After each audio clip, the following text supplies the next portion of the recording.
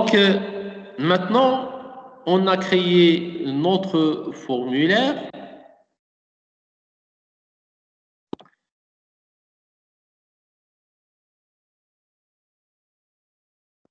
Le voilà. Donc, formulaire de commentaires client en ligne. Et bouton, ici, on a une petite erreur. Le bouton ici, on donne le type égal à bouton.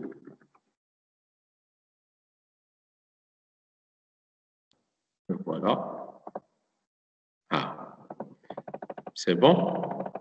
Donc, le formulaire maintenant est créé. La valeur par défaut sélectionnée, c'est neutre. C'est bon? Donc, ça, c'est pour... donc, on a créé notre formulaire. Maintenant, on passe au JavaScript.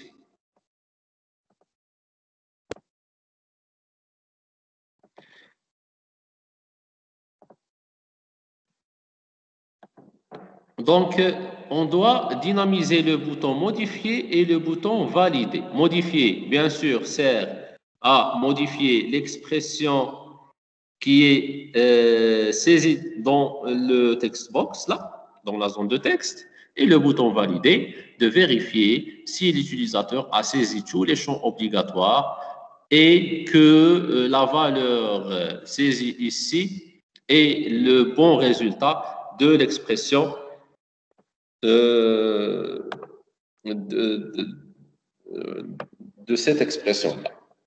Donc, on passe au JavaScript. Donc, je vais directement au read. Je crée, là, j'ajoute la balise script, langage, language, égale quoi? JavaScript égale à JavaScript et je ferme la balise script. Là, comme ça. Donc, on commence par le premier bouton modifier.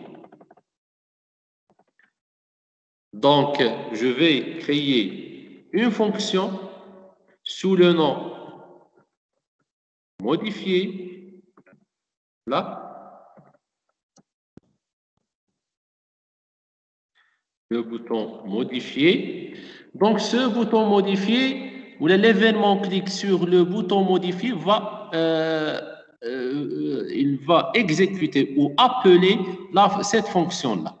Donc, la fonction, il permet de quoi? De charger des valeurs dans cette zone de texte. D'accord?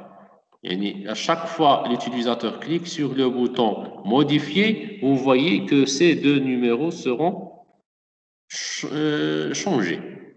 Donc, comment on va procéder pour changer donc, les valeurs? Si vous rappelez, la programmation structurée et la programmation événementielle, on a travaillé avec la bibliothèque math, surtout avec la méthode random. Vous vous rappelez la méthode random? Donc, donc, random. Donc, on va déclarer un nouveau variable, opération 1, égale math.floor. La méthode floor, quel est son rôle? Et math.random. Floor, c'est la valeur rapprochée. D'accord? La même chose, donc l'opération 1 sert à charger la première valeur, par exemple ici, c'est le 8. Et je dois ajouter un autre variable. Je vais le nommer opération 2. La même chose, math.floor, math.random fois 10 pour charger la deuxième valeur de l'expression. C'est bon?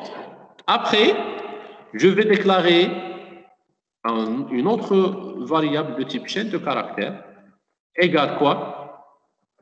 Opération 1 concaténée avec quoi? Étoile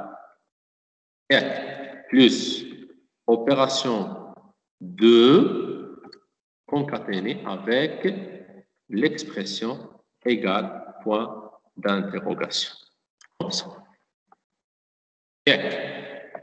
Opération 1, c'est 8, étoile, c'est là. Opération 2, c'est 4, et égale point d'interrogation. C'est bon?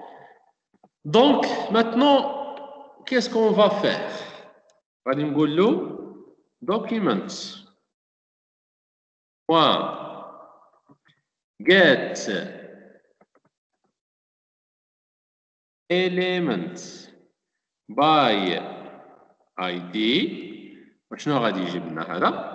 La valeur située dans la zone de texte opération.